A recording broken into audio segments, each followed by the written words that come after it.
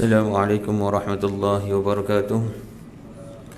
Bismillah, alhamdulillah, wassalatu wassalamu ala rasulillah wa ala alihi wa sahbihi wa man walah. Wala hawla wala quwwata illa billah. Subhanaka la ilma lana illa ma 'allamtana innaka antal alimul hakim.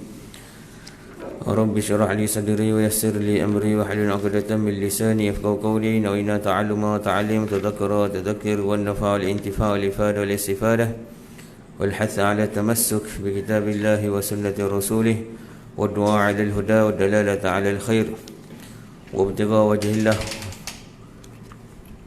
وقربه ومرضاته وسبحانه سبحانه وتعالى.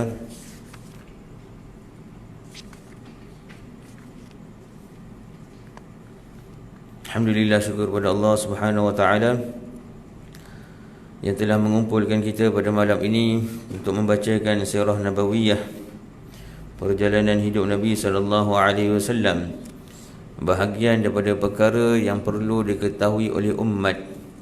Maka seakan-akan ada kekurangan dalam kehidupan kita bila mana banyaknya individu ataupun ramainya individu yang kita kenal secara terperincinya, tetapi tidak kita kenali kepribadian Nabi SAW secara terperinci. Ada bahagian-bahagian daripada kehidupan Nabi SAW yang wajib kita ketahui. Ada bahagian-bahagian yang baik untuk kita ketahui sebagai pedoman dan pegangan dalam kehidupan kita dalam mencapai kehidupan yang baik untuk menggapai redha Allah Subhanahu wa taala. Maka kita niatkan dalam pembacaan sirah nabawiyah ini, moga Allah Subhanahu wa taala menambahkan kecintaan kita kepada Nabi SAW dan seterusnya memberi kekuatan kepada kita untuk kita mengamalkan sunnah Nabi Muhammad SAW, dan seterusnya dengan keberkatan kita bacakan sirah Nabi, Allah Subhanahu wa taala menjaga kita, menjaga keluarga kita, negeri dan negara kita daripada segala jangkitan wabak dan segala musibah, daripada segala fitnah dan huru-hara, insya-Allah. Amin ya rabbal alamin.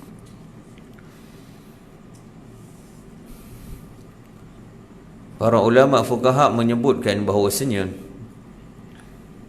bila mana seorang anak sampai kepada usia baligh, iaitu usia baligh ini umur 9 tahun sampai ke 15 tahun, yang dalam fiqh menyebutkan alamatul bulugh ataupun tanda-tanda baligh seorang anak itu ada 3. Yang pertama adalah ketika mana ihtilam, iaitu mimpi keluar mani bagi lelaki dan perempuan ketika usia 9 tahun qamariyah dan ke atas, ataupun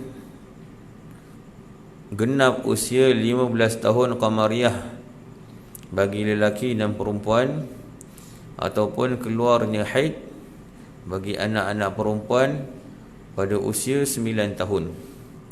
Maka bila mana balighnya anak-anak, ada beberapa perkara yang dipertanggungjawabkan kepada mereka, yang mana perkara-perkara tersebut sebelumnya tidak diwajibkan, tetapi pada akhirnya diwajibkan kepada mereka. Antaranya adalah salat, antaranya adalah puasa dan sebagainya, yang Nabi SAW sebutkan di dalam hadis, muru auladakum bisalah, perintahkanlah anak-anak kalian untuk mengerjakan salat ketika mana mereka berusia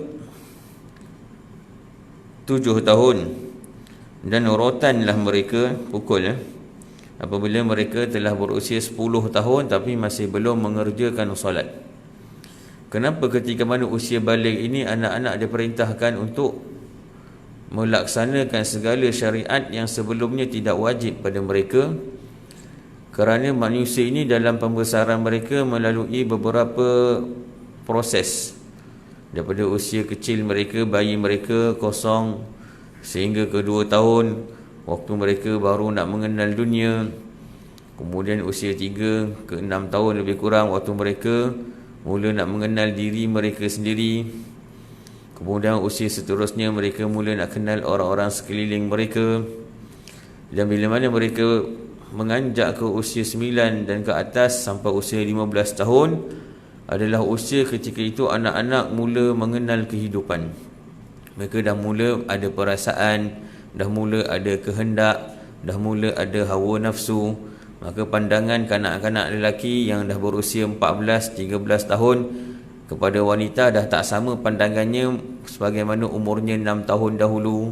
Begitu juga kanak-kanak perempuan memandang lelaki ketika mana mereka umur 8 tahun ataupun 7 tahun, 6 tahun, tak sama seperti mana mereka memandang ketika mana dah sampai kepada usia 14, 15 tahun. Dan begitu juga kehendak mereka terhadap kehidupan dunia ini dah semakin banyak. Kalau dulu anak-anak memadai dengan makan makanan kegemaran mereka, maka bila mana menganjak ke usia 14-15 tahun, mereka dah mula nak cuba masakan-masakan, resepi-resepi yang viral, kedai-kedai yang viral, dah pandai nak ikut trend, dah pandai itu, dah pandai ini. Maka kalau dibiarkan keinginan-keinginan, yang mana keinginan ini adalah lumrahnya manusia, kehendak hawa nafsu mereka, kalau tidak dibataskan, maka setiap orang akan mengikut mereka punya hawa nafsu dalam kehidupan. Maka terjadilah kerosakan di sana sini. Ada yang nak pergaulan bebas, ada yang nak bergaul dengan lelaki perempuan tanpa batas, ada yang nak bebas dalam pemakaian, ada yang tak nak menuntut ilmu, nampak? Ada yang tak nak solat berjemaah, ada yang tak suka untuk menutup aurat. Semua atas nama hak kebebasan individu katanya. Jadi seakan-akan perkataan mereka hak kebebasan ni, seakan-akan dunia ini mereka yang ciptakan. Jadi mereka bebas untuk tentukan pakaian mereka, makan minum mereka, pergaulan mereka. Lupa mereka ada yang menciptakan mereka dan telah mengaturkan kehidupan mereka di dunia. Maka kerana itu syariat membataskan dengan kewajipan yang difardukan dan juga perlu dipertanggungjawabkan terhadap anak-anak ini supaya mereka dapat mengawal kehendak hawa nafsu mereka. Maka dalam waktu 24 jam, tak semua waktu milik mereka, tapi ada waktu-waktu milik Allah. Iaitu solat 5 waktu yang mereka perlu laksanakan, ada waktu perlu baca Al-Quran, ada waktu perlu menghadiri majlis ilmu dan sebagainya. Begitu juga dalam sudut pemakaian, bila mana anak-anak sampai kepada umur tamyiz ataupun umur mumayyiz. Mumayyiz ini ada banyak definisi syariat. Ada kata bila mana dah kenal kiri kanan, ataupun dah pandai istinja sendiri, ataupun dah pandai makan minum sendiri, ataupun dah reti membalas percakapan, berbagai-bagai definisi syariat tentang anak-anak yang dah sampai umur mumayyiz. Maka ketika itu dah sampai masa ibu bapa untuk ajarkan mereka menutup aurat, ajarkan mereka solat ketika usia 7 tahun tu ajarkan solat, ajarkan puasa, ajar menutup aurat, mengajarkan mereka tentang adab dan akhlak, juga mengajarkan mereka apakah perkara-perkara yang dilarang oleh Allah, mencuri dan sebagainya, pergaulan bebas, mana yang boleh salam, pakcik mana boleh salam, pakcik mana tak boleh salam, makcik mana boleh salam, makcik mana tak boleh salam. Itu semuanya perlu diajarkan. Dan pakaian mereka juga dah perlu kita aturkan ketika itu. Yang wanita dah perlu dididik dengan pakai tudung, yang lelaki perlu dididik dengan menutup aurat ataupun dididik dengan pakai kopiah, supaya mereka terbiasa dengan syariat. Dan anak-anak ini bila mana mereka sampai kepada umur mumayyiz, sekali pun belum balik, yang disebutkan oleh Nabi SAW bahawasanya kalam mereka masih terangkat, rufi'al kalam ani thalathah. Dia kata diangkatnya kalam, berarti tak dituliskan catatan amalan mereka pada 3 golongan. Yang pertama, orang yang tidur sampai mereka terbangun, barulah. Jadi selama orang tidur tidak ada dosa dalam tidur mereka, sebab tak sedar tidur. Maka kerana itu kalau orang yang niat nak bangun solat tapi tak terbangun, dah set alam, dah set jam, tak terbangun juga, mereka tidak berdosa, hanya saja mengerjakan solat pada waktu mereka bangun. Kemudian yang kedua adalah, yang pertama orang yang tidur, yang kedua kanak-kanak sehingga mereka telah balik, dan yang ketiga orang gila sampailah mereka normal, sedar, waras. Maka ulama membahaskan bahawasanya walaupun diangkat kalam mereka, tak dituliskan amalan mereka pada anak-anak kecil ini, yang tak ditulis hanyalah kalam dosa sahaja. Kalam ada 3 jenis. Satu kalam menulis tentang pahala, satu kalam yang menulis tentang dosa, satu kalam yang menulis tentang ganti rugi. Maka kanak-kanak ini yang diangkat kalam daripada mereka hanyalah kalam dosa sahaja. Tetapi kalam pahala dan juga kalam ganti rugi mereka ditulis. Maka kalau seandainya mereka beramal, diberikan mereka pahala. Kalau mereka salat, dapat pahala salat. Ibu bapa mereka juga dapat pahala salat mereka. Bila mana mereka mengaji, mereka dapat pahala mengaji. Ibu bapa mereka juga dapat pahala mengaji mereka. Dan begitulah seterusnya. Tetapi kalau mereka tak menutup aurat, yang berdosa mak ayah dia. Bila mana mereka tak beradab, yang berdosa mak ayah dia. Begitu. Tetapi dalam kalam ganti rugi, kalau mereka rosakkan barang dan sebagainya, perlu diganti. Perlu diganti bagi mereka, melainkan orang gila. Orang gila diangkatkan dua kalam. Kalam pahala pun tak ada, kalam dosa pun tak ada juga. Hanya ada kalam ganti rugi saja. Maka orang gila kalau dia buat kerosakan, dia membunuh jiwa, bunuh orang, umpak, pecah rumah, mencuri, kena ganti rugi. Dia punya wali dia kena ganti rugi. Jadi anak-anak kalau rosakkan barang, pergi beraya rumah orang, rosakkan TV, pecahkan akuarium, tumpahkan air kat kapet dan sebagainya, keluarganya perlu ganti. Bukan kata oh tak apa budak-budak tak boleh. Dari segi fiqah, mereka punya kalam ganti rugi dia tulis. Jadi kalau anak-anak ni tak bayar ataupun ibu bapa dia tak bayarkan, berarti mereka berhutang. Tak boleh atas dasar tak apalah anak-anak, tak ada masalah. Bukan begitu ya. Maka yang diangkat pada mereka hanyalah kalam dosa sahaja. Adapun kalam pahala mereka ditulis. Kerana itu perlu dididik kepada mereka tentang agama, solat, puasa dan sebagainya. Dan antara bahagian yang perlu dididik kepada mereka adalah pengenalan terhadap diri Nabi SAW. Secara umumnya memberitahu bahawasanya Nabi Muhammad adalah Nabi kita, yang ayahnya bernama Abdullah bin Abdul Muttalib, yang ibunya bernama Sayyidatina Aminah bintu Wahbin. Kemudian lahirnya di Mekah, wafatnya di Madinah, dapat wahyu umur 40 tahun, berhijrah dan sebagainya. Begitu. Berhijrah ketika mana di Madinah, diturunkan kepadanya Al-Quran. Perkara-perkara yang asas perlu diajarkan kepada mereka tentang diri Nabi SAW. Begitu juga fardu ain yang lain. Bukan itu sahaja, kena kenalkan mereka kepada Allah, sifat wajib bagi Allah, asmaul husna, sifat mustahil bagi Allah. Perlu kenalkan mereka cara untuk berwudu, rukun-rukun wudu, syarat sah wudu. Begitu juga syarat sah salat, rukun-rukun salat, perkara membatalkan salat. Dan juga puasa itu wajib diketahui oleh mereka. Pun begitu, bila mana mereka dah mengetahui perkara tersebut, maka terlepaslah dosa daripada mereka tidak mengetahui perkara yang wajib dalam syariat. Tapi kalau dah sampai umur balik, umur 20 tahun, tak tahu cara berwudu, itu masalah. Kalau umur 20 tahun tak tahu rupanya Nabi ini dapat wahyu umur 40 tahun, itu masalah. Dah umur 20 tahun tak tahu rupanya perempuan wajib menutup aurat, tutup rambut. Tak tahu rupanya lelaki tak boleh pakai seluar pendek. Kalau tak tahu, itu berdosa pada anak tersebut, berdosa pada mak ayah dia. Kerana tak mendidik. Dan ini yang banyak terlepas pandang atas alasan anak-anak dah besar, biarlah mereka. Waktu kecil tak apa, mereka kecil lagi, biarkan mereka. Jadi dia biarkan begitulah.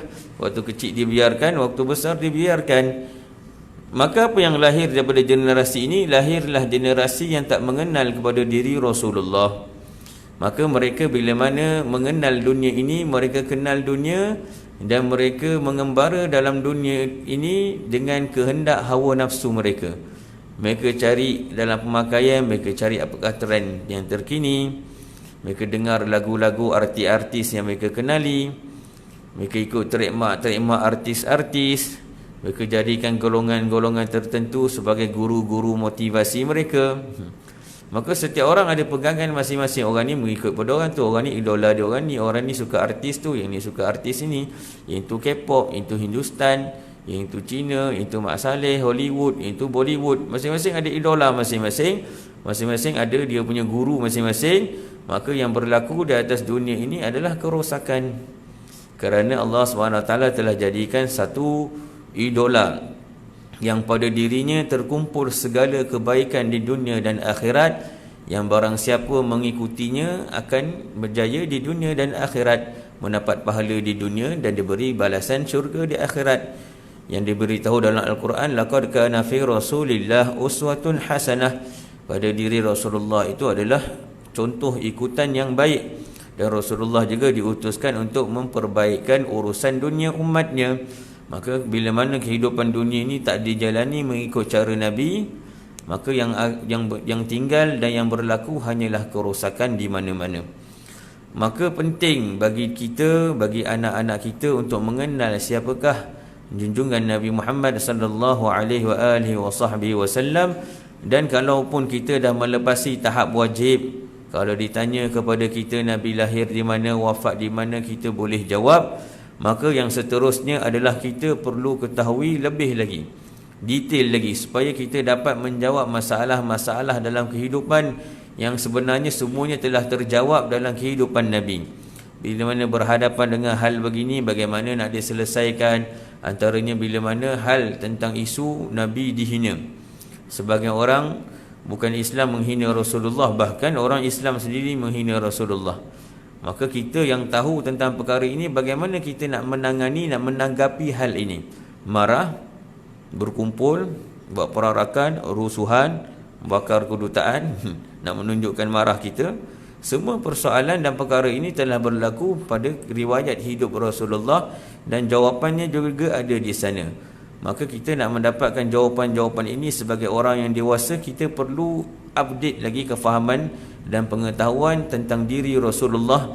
Sebagaimana akademik kita yang kita boleh update matematik, bahasa Melayu, bahasa Inggeris, sains kita dan sebagainya, tak sama pengetahuan sekolah rendah, sekolah menengah, universiti. Maka begitu juga pengetahuan agama tak boleh sama peringkat fardu ain, kafar, peringkat sekolah rendah, peringkat sekolah menengah, peringkat orang yang dah kahwin, orang yang dah ada anak, tak boleh sama dengan peringkat tadika. Maka pada hari ini kita mulakan membaca sirah Nabi Muhammad sallallahu alaihi wasallam. Bila mana kita nak membuka sesuatu bidang ilmu untuk kita baca, maka yang pertama sekali perlu kita kenal mabadi' asyarah, dipanggil dalam ilmu agama dipanggil sebagai mabadi' asyarah. Mabadi' iaitu prinsip asas bagi ilmu tersebut. Ada 10 prinsip ataupun perkara asas yang perlu kita ketahui dalam sesuatu cabang ilmu yang kita nak pelajari. Kerana bila mana tak mengetahui cabang ilmu tersebut membahaskan tentang apa, maka jadilah campur aduk dalam membahaskan ilmu. Antara campur aduk yang sering berlaku dalam masyarakat kita adalah orang-orang yang mempelajari ilmu Al-Quran dan hadis. Banyak orang ada ijazah, diploma Quran dan hadis ataupun Quran dan sunnah dan sebagainya, tetapi mereka pukul rata dalam memberikan hukum fiqh. Kita belajar Al-Quran dan kita keluarkan hukum fiqh. Kita hafal hadis dan kita keluarkan hukum fiqh. Sedangkan ilmu Al-Quran ada batasan perbahasannya, ilmu hadis ada batasan perbahasannya, fiqh juga ada perbahasannya. Maka kalau kita nak tahu tentang perkara tersebut halal ke tidak, maka kita cek dalam ilmu fiqh. Kalau kita nak tahu bagaimana perkara tersebut boleh dihukumkan haram, boleh dihukumkan halal, maka kita cek dalam ilmu usul fiqh. Kalau kita nak tahu manakah sumber untuk mengambil rujukan dalam mengetahui perkara halal dan haram, maka kita merujuk kepada Al-Quran dan hadis, begitu. Maka bukan bererti kita belajar Al-Quran dan hadis yang dikira sebagai ibu bagi ilmu Islam, bererti kita mahir dalam semua bidang ilmu. Bila mana kita nak mengajarkan sirah, kita rujuk Al-Quran dan hadis juga. Bila kita nak mengajarkan ilmu fiqh tentang solat, tentang puasa, kita rujuk Quran dan hadis juga. Bila mana kita nak mengajar tentang nahu dan saraf, kita pun buka Quran dan hadis juga. Memang di situ ada semua ilmu. Dalam Al-Quran dan hadis ada semua ilmu, tak dinafikan.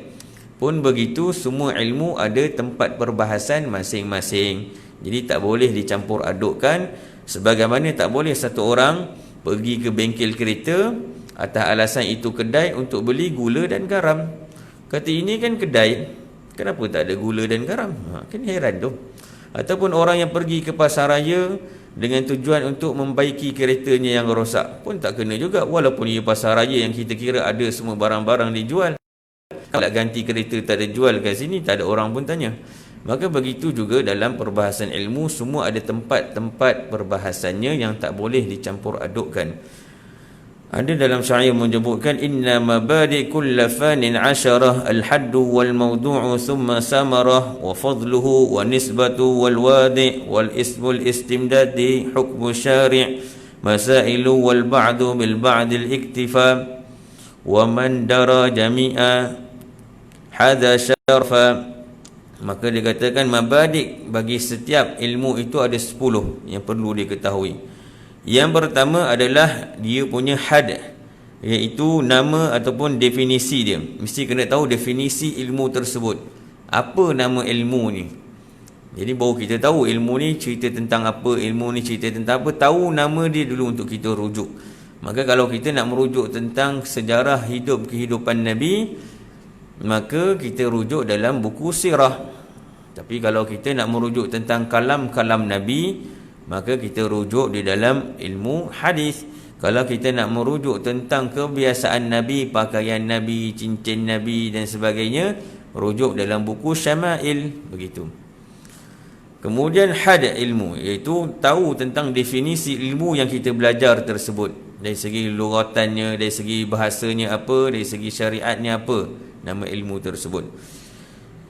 Kemudian setelah tahu nama dan juga definisi nama ilmu tersebut dan definisinya mengikut bahasa dan juga mengikut syarat, kemudian mengetahui tentang subjek kajian, apa yang nak dibahaskan dalam ilmu tersebut. Ilmu ni membahaskan tentang apa untuk kita faham.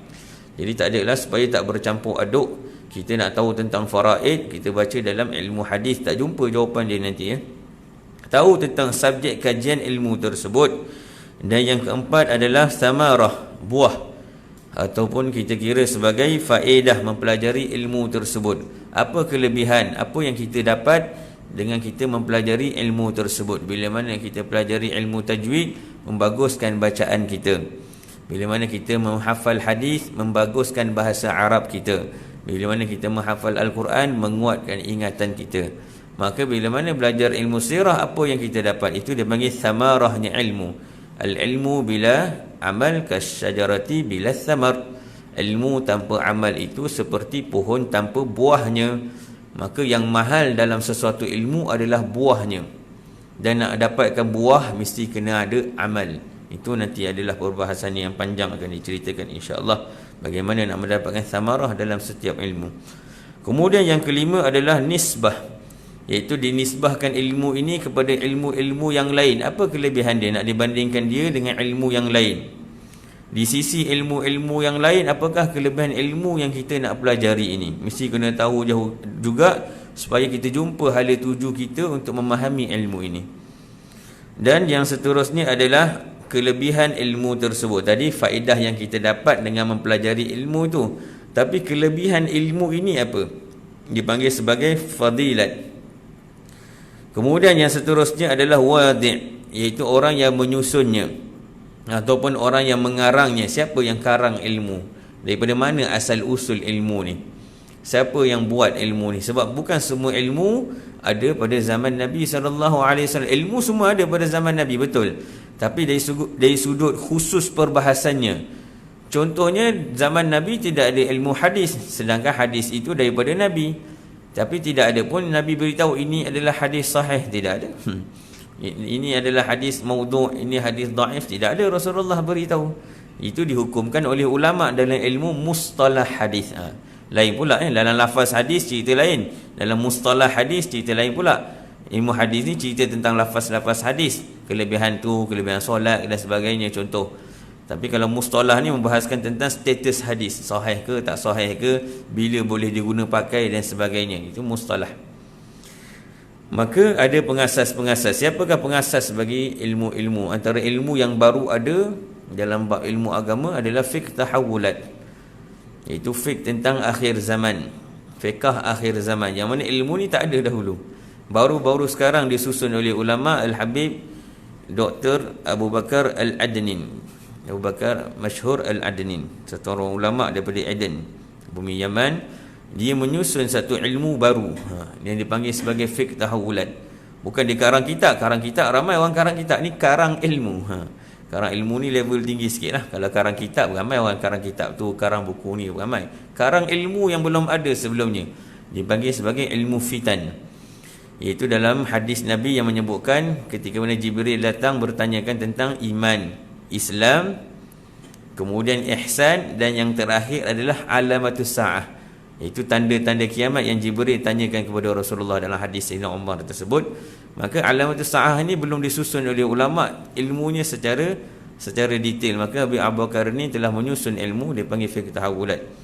Jadi pengarang-pengarang ilmu juga perlu kita tahu. Maka siapakah pengarang ilmu sirah ini?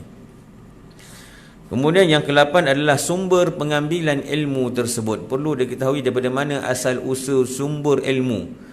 Sampai ada tuduhan yang mengatakan ilmu tasawuf ini ambil daripada falsafah Yunani lah, ambil daripada orang-orang Yahudi punya fahaman lah, ambil daripada Buddha lah, ambil daripada sana sini. Nampak? Dia beri tuduhan kepada ilmu tasawuf. Maka nak mengetahui kepada apakah yang mereka tuduhkan, buka kepada mabadi' ilmu tersebut. Maka tengok siapa penyusunnya, daripada mana sumber pengambilannya. Kalau betul ilmu tasawuf ini pengambilannya daripada falsafah Yunani ataupun daripada agama Buddha dan sebagainya, maka dah jelas-jelas ilmu ini salah. Tapi kalau pengambilannya juga daripada Al-Quran dan hadis, maka yang mengatakan diambil daripada falsafah Yunani adalah tuduhan dan fitnah. Maka orang-orang boleh mengatakan apa saja. Tengok secara zahir kita boleh mengatakan apa saja kepada orang. Contohnya orang yang zikir menari, contoh. Yang zikir berpusing, ada orang zikir bergoyang macam tu. Kita pun kata orang-orang ni semua zikir dalam keadaan salah. Kata Nabi tak buat zikir-zikir macam ni. Tanya dahulu mereka daripada mana sumber mengambilnya. Kalau memang mereka kata kami ambil zikir begini sebab kami tengok orang dalam kelab, dalam disko mereka asyik berjoget, jadi kami nak asyik zikir, kami joget juga. Kalau mereka kata begitu, berarti memang salah. Tapi kita tengok pengambilan mereka juga daripada ayat Al-Quran yang mengatakan boleh zikir duduk, berdiri, baring dan sebagainya. Dan ada juga para sahabat kisah mereka bila mana berdendang dengan nasyid dan kasidah, mereka asyik sampai bergoyang badan mereka, Rasulullah tak marah pun. Begitu, itu dalam perbahasannya lah. Tapi nak kata kita perlu mengetahui mana sumber pengambilan sesuatu ilmu sebelum kita menuduh ilmu itu sesat ataupun tidak. Dan yang ke-9 adalah hukum mempelajari ilmu. Apa hukum menurut syariat kita memahami ilmu tersebut? Contohnya ilmu tauhid yang wajib untuk diketahui. Maka boleh tak kita nak mengabaikan ataupun tak nak belajar, ataupun bila mana ada kuliah-kuliah di masjid, kita ambil kuliah-kuliah yang seronok telinga dengar je. Yang rasa bosan, yang rasa ngantuk, kita pun tak ikut. Sebab apa? Sebab tak seronok. Sedangkan tengok dahulu mana kewajipan yang perlu kita pelajari. Kalau kita memang orang yang dah mahir tentang ilmu tersebut, tidak ada masalah untuk kita tidak ikut. Tapi kalau nak berdasarkan ustaz tersebut terkenal, ustaz tersebut selebriti, ustaz tersebut masuk TV baru kita nak pergi, maka agama kita bermasalah. Bukan ustaz tu masalah, bukan pengurusan masjid masalah, agama kita yang bermasalah. Sebab kita hanya menelan agama mengikut kita punya tekak sahaja. Kena dengan tekak kita telan, tak kena dengan tekak kita pun tinggalkan. Apa dalam Quran beritahu? Wa ya'budullah ala harfin tu. Ada orang dia amalkan Islam ni ikut musim. Waktu mereka dapat nikmat, mereka seronok dengan Islam. Waktu mereka rasa tak seronok, mereka pun tinggalkan. Jadi kuliah ada orang datang masjid, bila mana kuliah yang seronok mereka ikut, yang tak seronok mereka tinggalkan. Jadi mereka mengamalkan ikut cita rasa sendiri. Mereka yang bentukkan Islam tu, bukan Islam yang bentukkan mereka, mereka yang bentukkan Islam mengikut cita rasa mereka. Dan yang ke-10 adalah perbahasan yang dibahas dalam ilmu tersebut. Apakah yang nak dibahaskan dalam ilmu? Perlu kita ketahui. Ilmu ni membahaskan tentang apa masalah yang diperbahaskan dalamnya. Maka ini 10 perkara di dalam ilmu sirah yang perlu difahami terlebih dahulu, dan juga ilmu-ilmu yang lain. Maka kerana itu, hari ini kita bacakan sirah nabawiyah, ataupun yang kita sebut sebagai ilmu sirah. Kalau kita sebut ilmu sejarah, orang tak faham sejarah itu sejarah Nabi. Walaupun sirah ni juga menceritakan tentang sejarah kehidupan Nabi, tetapi ilmu sirah ini lebih sinonim dengan nama sirah, tak dipanggil ilmu sejarah. Maka baik kita bahaskan pada nombor 1, iaitu tentang nama bagi ilmu. Maka nama bagi ilmu yang menceritakan tentang kehidupan Nabi SAW daripada kelahiran baginda sampailah kewafatan baginda adalah ilmu sirah. Yang mana sirah ini dari sudut bahasanya mempunyai dua makna. Yang pertama bermaksud tariqah, iaitu jalan yang dilalui oleh seseorang. Dan yang kedua membawa maksud hay'ah ataupun ahwal, yang membawa maksud hal ihwal yang berkaitan dengan perjalanan hidup orang tersebut. Maka dipanggil itu dari sudut bahasanya. Adapun dari sudut syariatnya, bila mana disebutkan tentang sirah, maka dapat difahami bahawasanya ilmu ini adalah membahaskan tentang perjalanan hidup Nabi SAW, sifat-sifat berkaitan dengan baginda, peperangan-peperangan yang diikuti oleh baginda dan sebagainya. Pun begitu dalam ilmu sirah ni juga ada dia punya perbahasan khusus-khusus dia. Ada ilmu sirah yang membahaskan hanya sudut peperangan Nabi SAW yang dipanggil dengan ilmu maghazi, ilmu tentang peperangan Rasulullah. Sirah juga cuma lebih khusus kepada peperangan dalam dakwah Nabi SAW, maghazi. Ada ilmu sirah yang hanya membahaskan tentang perwatakan dan rupa paras Nabi dan apa yang dilakukan oleh Nabi dalam jadual sehariannya. Itu biasanya dibahaskan dalam ilmu syama'il. Ya, ada kitab Syama'il Muhammadiyah yang dikarang oleh Imam Tirmizi, ataupun kalau kita di Yaman kita baca Syama'il Rasul yang dikarang oleh Syekh Yusuf An-Nabhani, satu kitab yang tebal ni lebih kurang hanya menceritakan tentang Rasulullah saja, bukan cerita perjalanan hidup, tentang diri Rasulullah, apakah doa Rasulullah, bagaimana Rasulullah ketika siang, malam dan sebagainya yang dipakai oleh baginda. Kemudian disyarahkan sampai 5 jilid dalam Muntahasul, 5 jilid. Hanya cerita pasal itu, bukan cerita perjalanan hidup Rasulullah. 5 jilid bahas benda itu sahaja. Jadi itu nama ilmu. Kemudian dari sudut definisinya, definisi ilmu ini, apakah definisi ilmu sirah? Maka ilmu sirah adalah ilmun yu'rafu bihi ahwalun Nabi sallallahu alaihi wasallam min awwali miladihi ila wafatihi sallallahu alaihi wasallam. Ilmu sirah adalah ilmu yang diketahui dengannya. Berarti dengan ilmu tersebut kita kenal apa? Kita kenal hal ihwal berkaitan dengan diri Rasulullah sallallahu alaihi wasallam daripada awal kelahiran baginda sehinggalah kewafatan baginda Nabi sallallahu alaihi wasallam. Maka masuk di dalam definisi ini 6 perkara. Masuk dalam ahwal, hal ihwal hidup Nabi ini ada 6 perkara yang perlu diketahui. Yang pertama adalah syama'il yang kita sebut tadi. Untuk kita mengetahui hal ihwal baginda yang berkaitan dengan kehidupan baginda, untuk kita kaitkan dengan kehidupan kita, ada 6 perkara. Yang pertama syama'il, iaitu yang membawa maksud tabiat. Sudah tak sempat menerangkan gaya ni. Yang membawa maksud adalah tabiat diri Rasulullah. Apakah kebiasaan fizikal Rasulullah sallallahu alaihi wasallam, akhlak dan sebagainya. Syama'il. Yang kedua adalah mukjizat Rasulullah yang terzahir pada diri Rasul. Mukjizat secara zahir ataupun mukjizat secara maknawi. Ada mukjizat yang boleh nampak, ada mukjizat yang tak boleh nampak. Antara mukjizat yang kita tak nampak adalah ketabahan, kekuatan rohani Rasulullah yang bersendirian menyampaikan dakwah di kota Mekah, di tengah-tengah kota jahiliyah, sehingga akhirnya dalam keseorangan Nabi tersebut Islam tersebar di seluruh dunia sehingga ribuan tahun pada hari ini. Sedangkan ini bermula daripada satu orang. Itu juga satu mukjizat, kerana bukan senang nak mengubah sesuatu kaum dengan kita bersendirian. Kita kadang-kadang satu AJK masjid, ada kita punya grup pun, nak mengaturkan masjid punya program pun tak lepas, orang kampung tak nak join katanya. Jadi ini kan sendirian nak mengaturkan seluruh dunia. Itu juga bahagian daripada mukjizat Rasulullah. Jadi ada mukjizat hissiyah yang nampak, ada mukjizat yang ma'nawi. Dan kemudian dipanggil ilmu khasais, iaitu khususiat Rasulullah. Perlu diketahui tentang khususiat Rasulullah, perkara yang diistimewakan hanya untuk baginda, bukan untuk umat. Jadi ia tidak termasuk dalam bahagian sunnah untuk dicontohi. Antaranya Nabi SAW yang melakukan qiyamul lail sepanjang malam. Tidak sunnah kita untuk sepanjang malam qiyamul lail.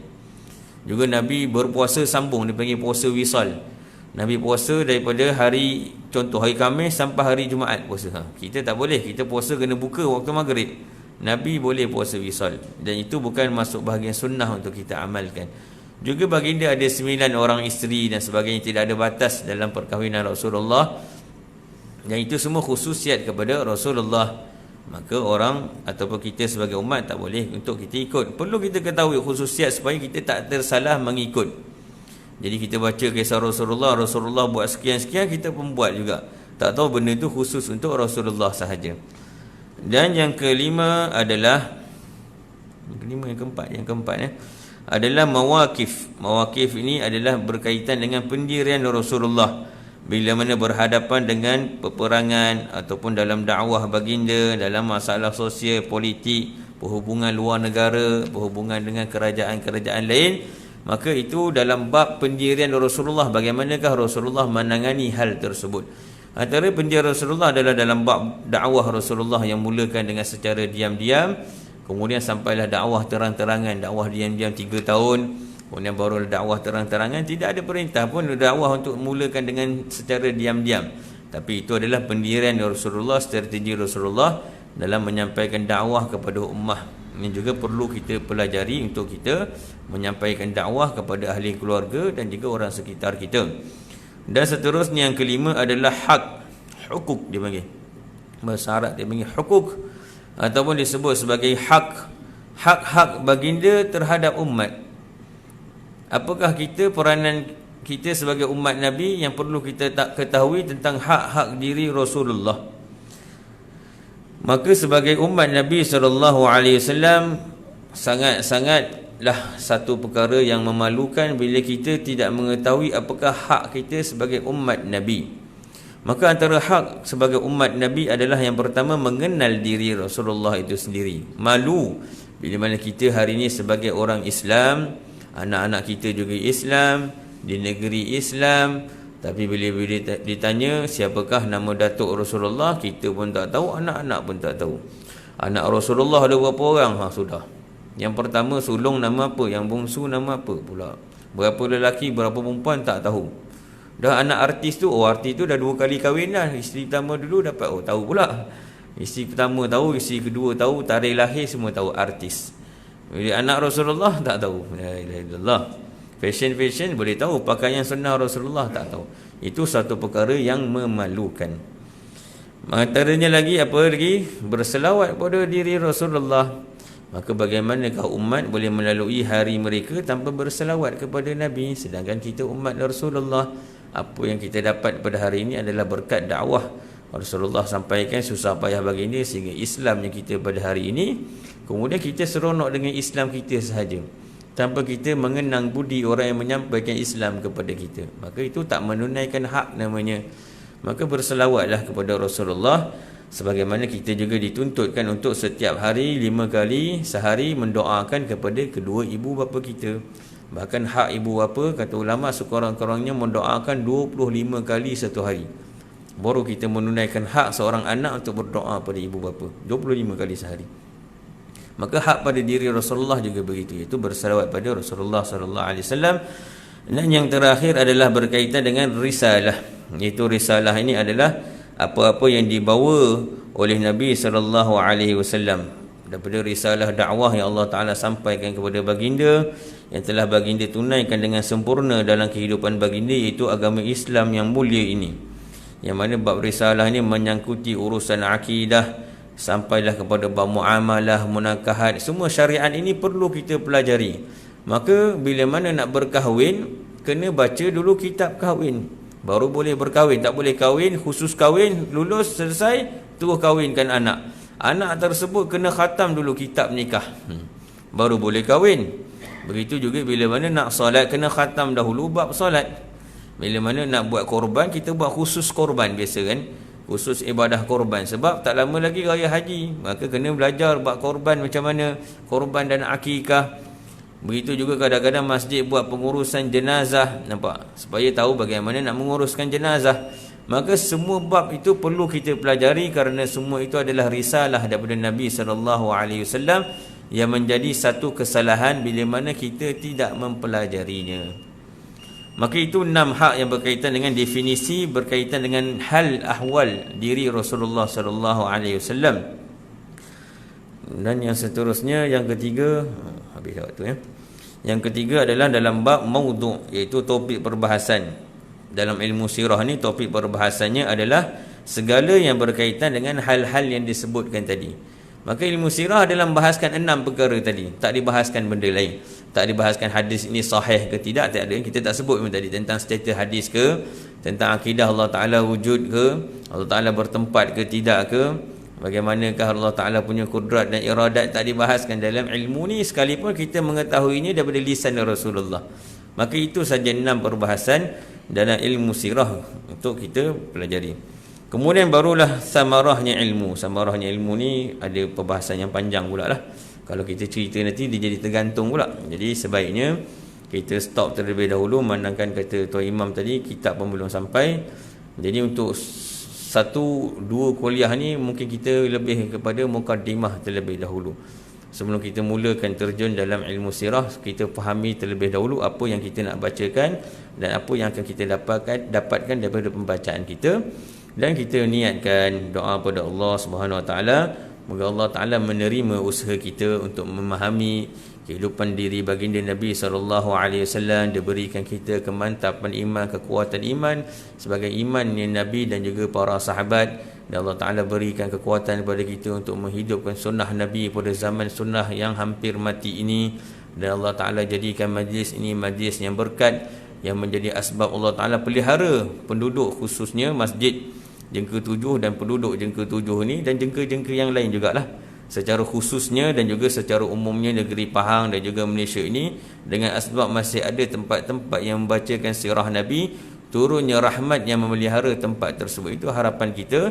Dan yang terakhir adalah semoga Allah Ta'ala meridai apa usaha yang kita lakukan dan memberikan kita ganjaran untuk kita berdampingan dengan diri Nabi SAW ataupun melihat kepada wajah baginda di dunia ataupun di akhirat. Amin ya rabbal alamin. Wa rabbana anfa'na bima 'allamtana, rabbi 'allimna alladhi yanfa'una, rabbi faqihna wa faqih ahlana wa qarabatin lana fi dinina ma ahli al-kutri unsa wa dhakar, rabbi wafiqna wa wafiqhum liman tartadi qawlan wa fi'lan karama, warzuqi kulla halalan daima wa khilla atiya al-ulama, nakhza bi khairi wa nukfa kulla shar, rabbana aslih lana kulla shu'un wa akira bi ridha minka al-uyun, wa qdi 'anna rabbana kulla ad-duyun qabla an ta'tiyana rusulul manur, wa aghfir istu anta akraman satar, wa salatullah taghsha al-mustafa man ila al-haqi du'ana wal wafa bi kitabihi fi an-nas al-shifa, wa ala ali kirami shurafa wa ala sahbi masabi ghurad. Allahumma hdina bi hudak waj'alna mimman yusari'u fi ridak, wa la tuwallina waliyan siwak, wa la taj'alna mimman khalafa amraka wa 'asak, wa hasbunallahu wa ni'mal wakeel, wa la hawla wa la quwwata illa billahil 'aliyyil 'azim. Sallallahu alaihi sayyidina Muhammadin wa ala alihi wa sahbihi wasallam. Alhamdulillahi rabbil alamin. Wassalamu alaikum warahmatullahi wabarakatuh.